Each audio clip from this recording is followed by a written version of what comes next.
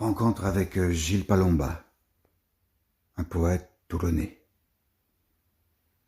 Ça remonte loin, ça remonte très loin.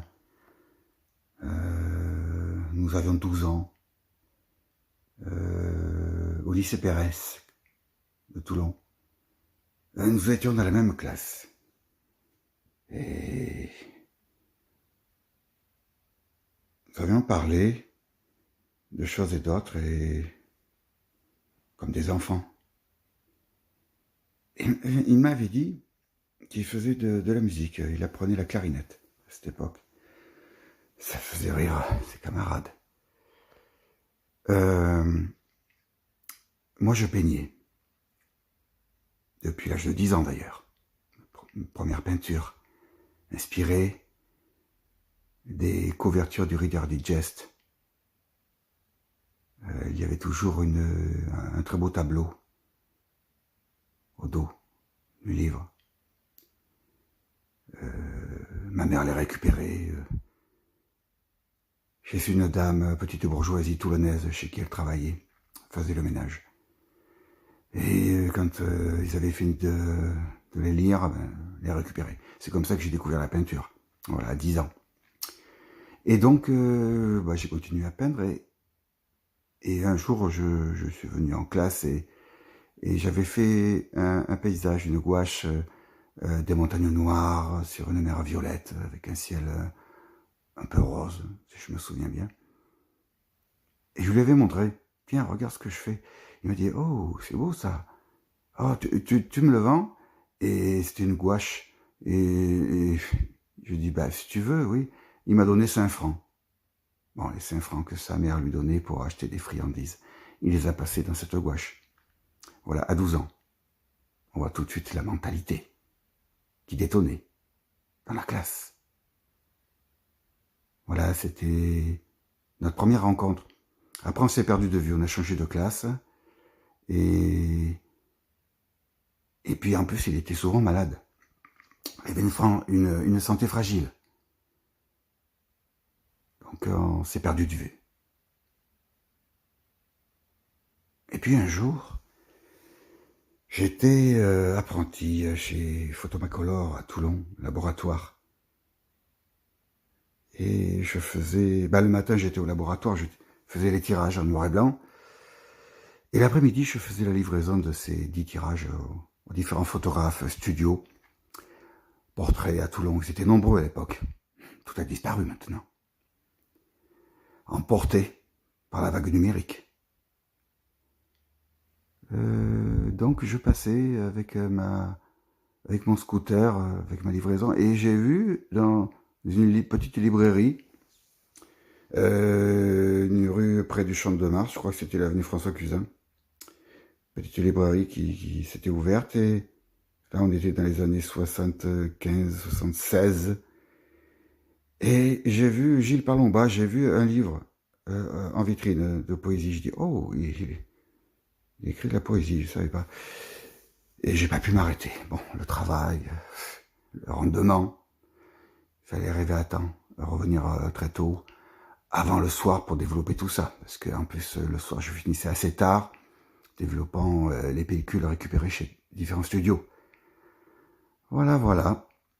Quand j'ai retrouvé Gilles Palomba à travers un livre, un recueil de poésie. Et puis, j'ai perdu de vue Gilles Palomba, encore une fois. Les années sont passées. Beaucoup d'années. 30 ans après, je parcourais des blogs de poésie, de littérature, sur Internet. J'ai tapé son nom, et j'ai trouvé un blog intéressant. Un texte m'avait accroché. Il était lu d'ailleurs par pas mal de personnes, parce que son compteur était impressionnant quand même. Il y avait 20 000 vues, 30 000, bon, il y avait du monde qui lisait quand même. Enfin, on lit mais on n'achète pas.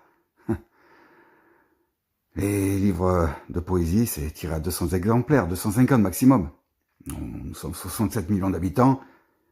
Voilà, je vous laisse faire le calcul. Et donc j'ai trouvé ce texte une prose, et il décrivait son attente à la gare de Toulon. Un train qu'il devait prendre pour rejoindre peut-être son travail, je sais pas. C'est pas décrit. Et j'ai bien aimé la description de l'atmosphère de la gare, ses odeurs, et les odeurs de la baraque à frites, qui venaient lui chatouiller les narines. Moi, j'ai trouvé ça pas mal. Ça m'a plu, ça m'a accroché. Et il y avait une adresse, bon, je lui ai écrit. Je lui ai écrit et on a correspondu. Et on s'est donné rendez-vous sur le port de Toulon, devant l'ancienne mairie, sous le cul de Cuverville, bien évidemment. On doit pointer vers l'horizon. Et on s'est reconnus tout de suite. Évidemment, on n'avait pas trop changé le regard. Et on a marché, on a discuté, on était contents de se retrouver. Bon, voilà, puis on a parlé plus profondément de ce qui nous intéressait dans la vie, notamment l'art, la littérature, la peinture. Et puis, nous sommes arrêtés à un bar, on a bu un petit café, on a discuté comme ça. Et puis on est tombé d'accord pour se retrouver un autre jour. Et où là, il m'amènerait des manuscrits. Il en avait beaucoup. Il écrivait tout le temps, il faisait que ça. Et un autre jour, nous nous sommes donné rendez-vous dans un petit bar près de la rue du Canon, près de ces frangines de la nuit, comme il disait. Il les fréquentait. Et il m'a montré ses manuscrits. Bon, ils étaient copieux, hein. Donc j'ai dit, bah, écoute, je peux pas les lire là comme ça. Hein. Je les prends chez moi, je les lis, puis je te dirai ce que j'en pense, ce que je peux faire, parce que je voulais l'aider aussi à être un peu plus connu et créer des dessins, des illustrations pour accrocher plus le chaland, parce que les gens, avant de tirer un livre et de rentrer dedans, c'est un effort, hein. Alors qu'une image, un dessin, ça accroche l'œil. C'est bête, mais c'est comme ça. Mais bon, le dessin, c'est encore autre chose. Le dessin, ça s'apprend, il faut être instruit. Tout le monde ne peut pas lire un dessin. Le dessin, c'est pas que des lignes. Bon.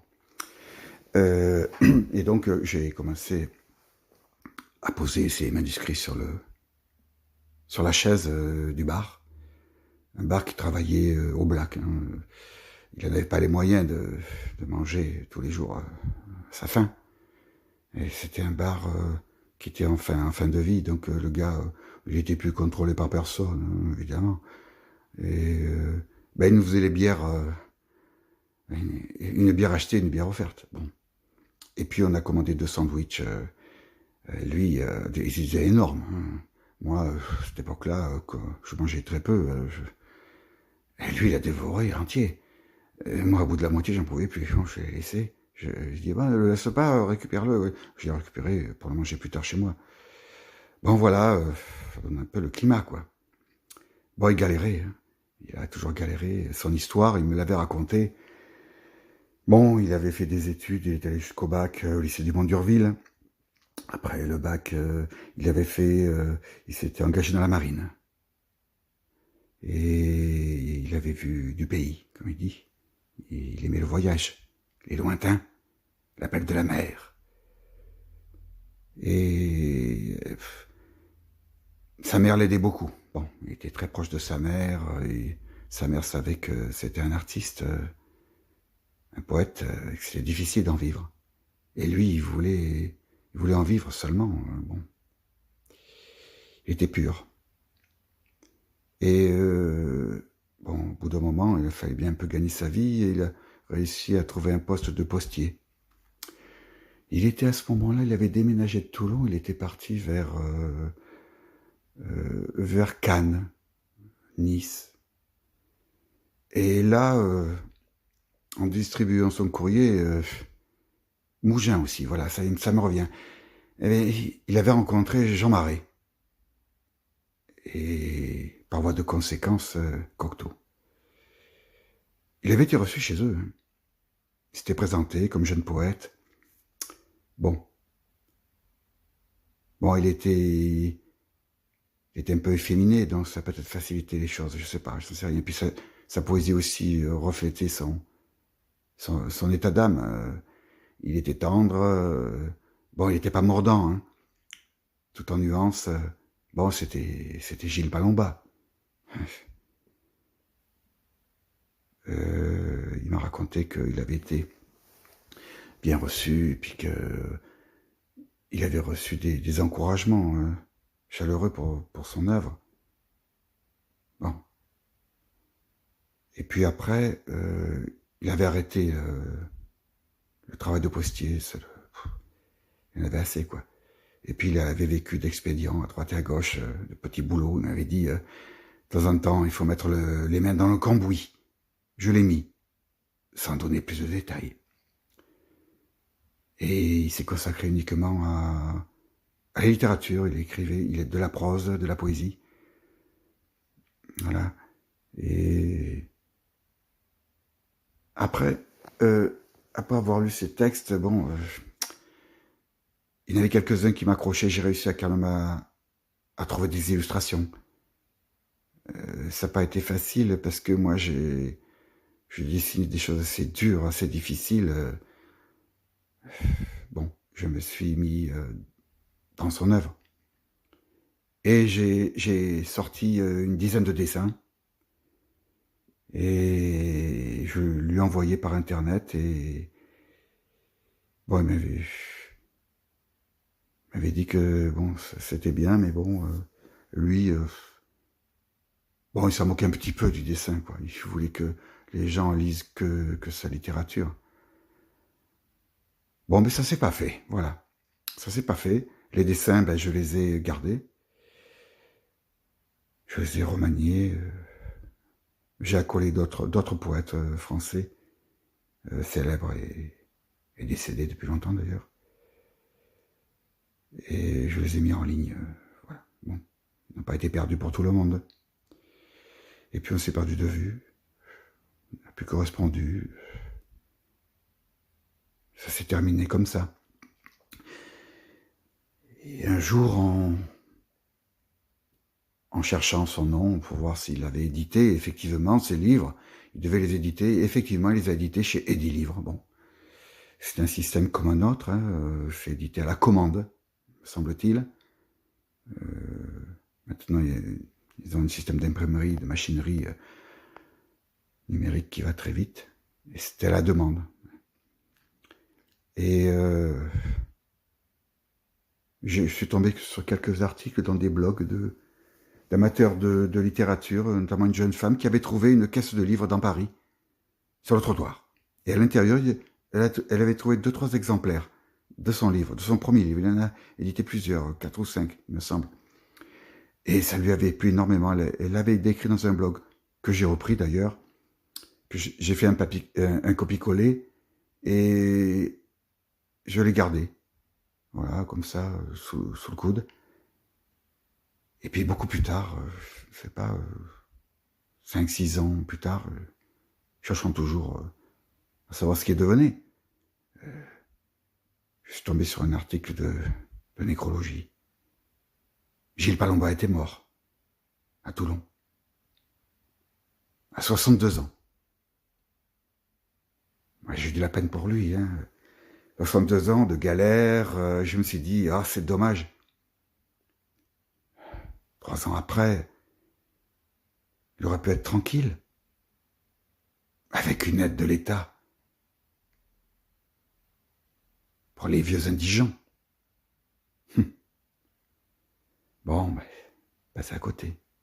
Santé fragile, sans doute, et bon, bref. Et tout de suite, bon, ben, j'ai fait un petit film sur lui, sur son œuvre, sur ses témoignages d'appréciation dans des blogs divers et variés, voilà. Dans Caméra Obscura, La Chambre Noire, là où on éclaire les oubliés, les méconnus. Voilà. Et aujourd'hui, j'ai décidé de témoigner de nos rencontres, de ce poète toulonnais.